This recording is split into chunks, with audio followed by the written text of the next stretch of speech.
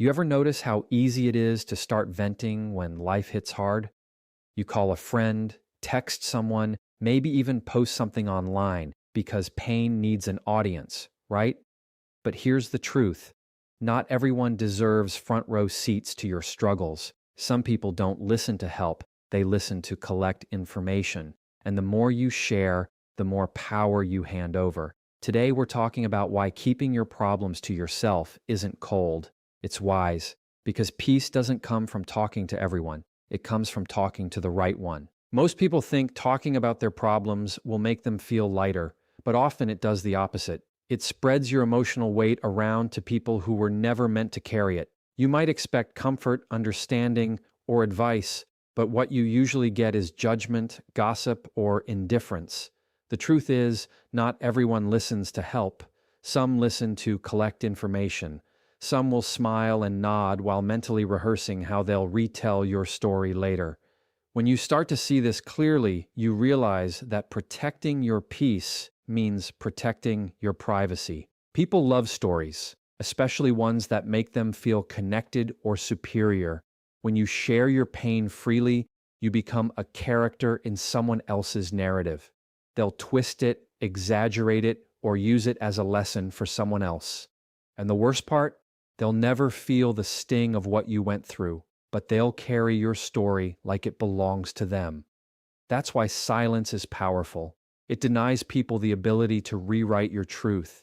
It keeps control of your narrative in your hands, where it belongs. Not everyone deserves to know what broke you, especially when they didn't help build you back up. Vulnerability is beautiful when it's earned, not when it's broadcasted. When you tell everyone your struggles, you confuse vulnerability with validation. You're not really looking for understanding, you're searching for relief. But when that relief depends on someone else's reaction, you lose emotional control. You start to crave their sympathy like oxygen. True strength comes when you can sit with your pain, acknowledge it, and still choose silence.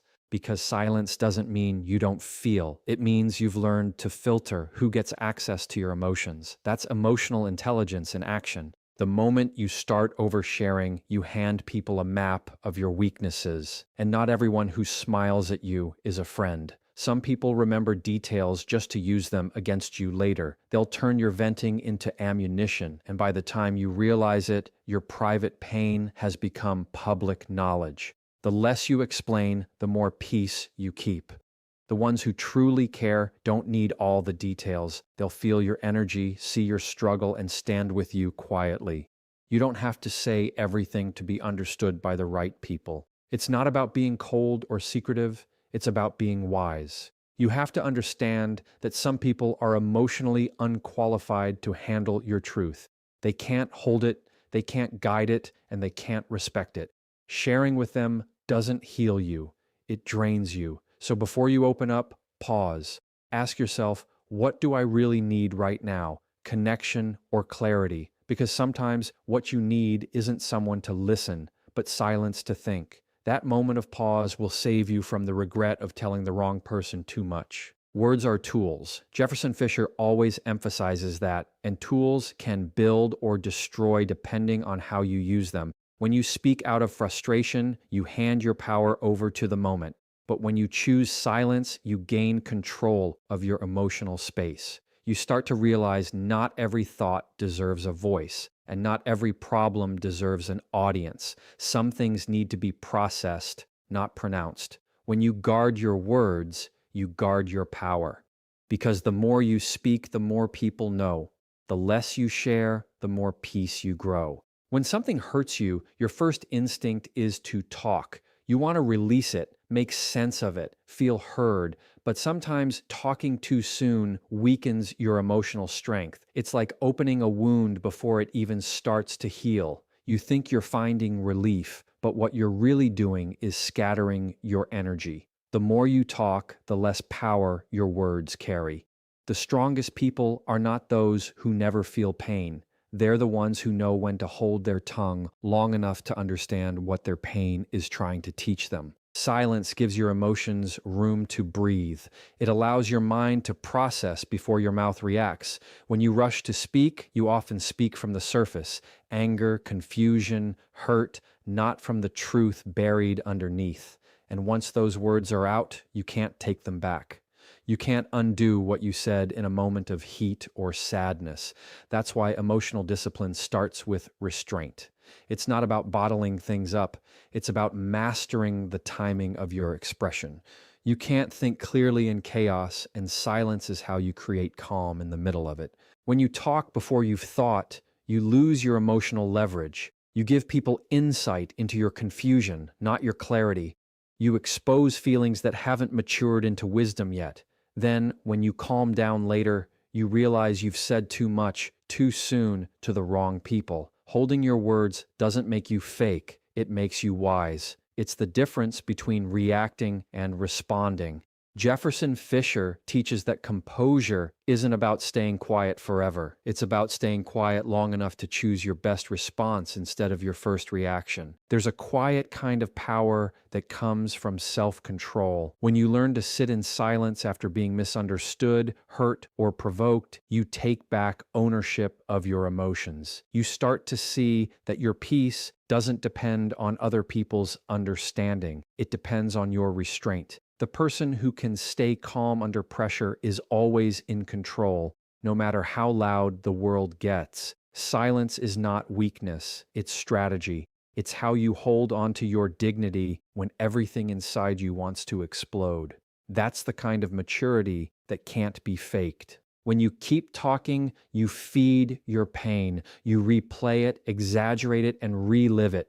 But when you sit with it quietly, you start to understand it. You begin to notice patterns, lessons, and meanings that aren't visible when you're venting. Silence becomes your teacher. It sharpens your awareness and gives your emotions direction. Instead of reacting to the situation, you start responding with wisdom. You stop saying things you'll regret and start saying things that matter. Emotional strength isn't loud, it's calm, patient, and intentional. Talking too soon feels good in the moment, but costs you peace later. Silence feels uncomfortable at first, but earns you clarity in the end. When you choose to wait before you speak, you teach your emotions who's in charge. You. You remind yourself that not every feeling deserves an immediate voice, and not every thought deserves to be shared.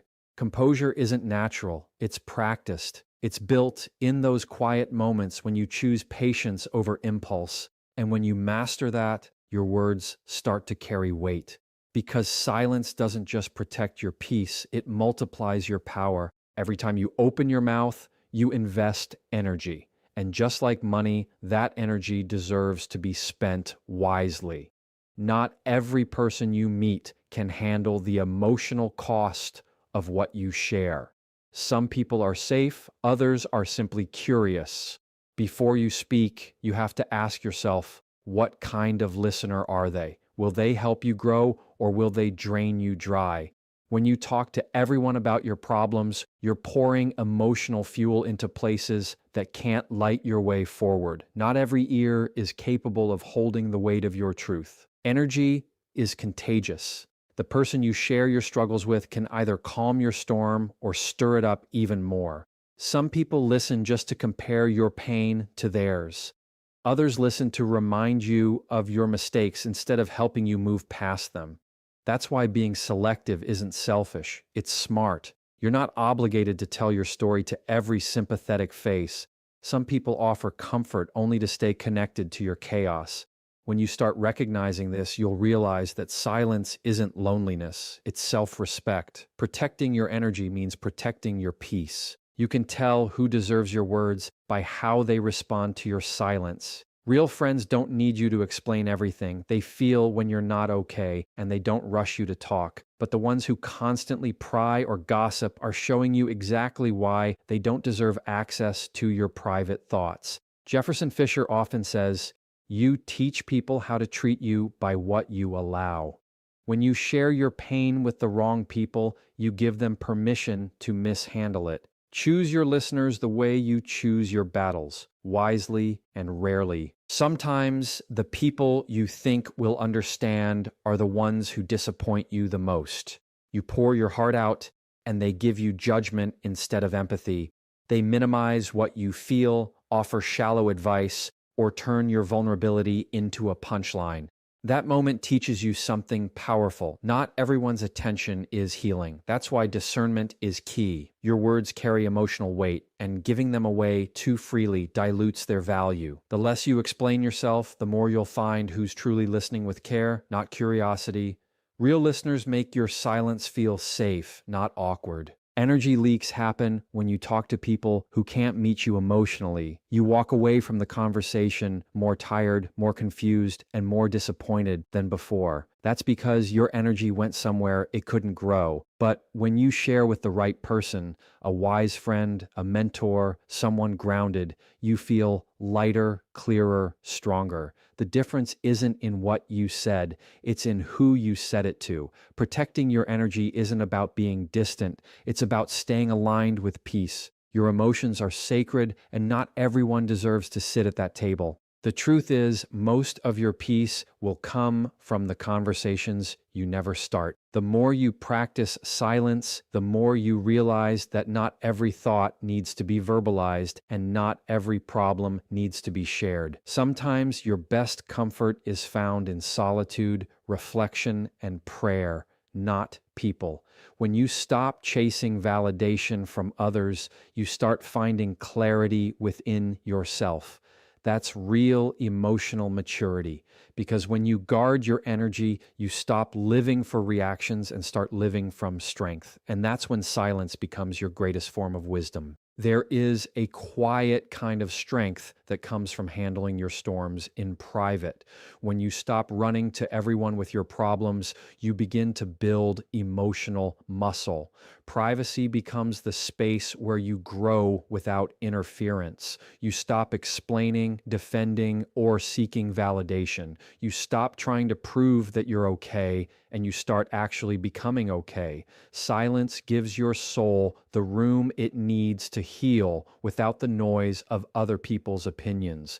You begin to realize that the peace you were searching for was never lost. It was just buried under too many conversations. Peace grows in privacy because privacy protects your process. When you keep certain struggles to yourself, you prevent others from distorting your perspective. People can't comment on what they don't know, and that freedom gives you room to think clearly. Growth doesn't always look glamorous. It's messy, emotional, and personal. The fewer eyes on it, the more genuine it becomes. When you share too much too soon, you invite unnecessary judgment that can slow your healing. But when you stay silent, you stay focused. You're not performing your pain, you're processing it in peace. There's power in not being understood. You don't owe anyone an explanation for your silence, your distance, or your peace. Sometimes disappearing isn't running away, it's realignment. You're not avoiding people, you're protecting your energy from being wasted on misunderstandings. The more you explain yourself, the less people actually listen. But when you stop explaining, something shifts. You start to care less about being seen and more about being centered. That's when peace becomes your priority, not people's perception. Maturity is learning that validation isn't necessary for healing. When you choose privacy, you start hearing your own voice again. You start noticing what truly matters to you, not what others expect from you. Silence reconnects you with your intuition, the inner compass that always knew the right direction but got drowned out by noise. You realize that solitude isn't emptiness, it's clarity. You see who you are when no one is watching, and that truth becomes your foundation. You don't need to broadcast your growth because real growth speaks for itself. The calm you feel in private will soon reflect in the way you move in public. Privacy also protects your dignity. Not everyone deserves to witness your low points. Some people are quick to pity you when you struggle and even quicker to resent you when you rise. Keeping certain things to yourself shields your progress from unnecessary negativity. You don't have to announce every setback or every breakthrough. Move quietly. Let people see results, not explanations. When you carry yourself with calm assurance instead of constant commentary, you radiate peace. You stop proving, start trusting, and your silence begins to speak louder than your words ever could. Peace grows where noise ends. When you stop broadcasting your problems, you create space for reflection, faith, and focus. Privacy teaches you to rely on yourself and on God, not on people's reactions. It's in that quiet space that you develop emotional independence. You stop chasing comfort in conversations and start finding it in composure. The storms still come, but now they don't shake you. You've learned how to be still and know that your peace isn't fragile, it's protected. Because when you guard your privacy, you guard your peace. And once you've tasted peace, you never go back to chaos. Silence doesn't mean you have to carry everything alone. It means you choose your listeners wisely.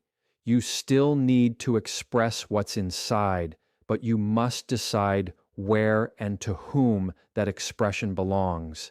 Not everyone can handle your heart, but the right spaces can hold it safely.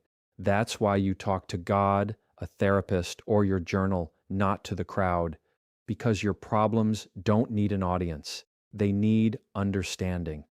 The moment you stop giving your pain to everyone, you start giving your peace a chance to breathe again. Talking to God brings peace no conversation can match. You can pour out everything, your anger, confusion, and fear, without being judged or misunderstood. You don't have to filter your feelings or find the right words. You can just be raw, honest, and real. Prayer isn't about pretending to be strong. It's about surrendering the parts of you that feel weak.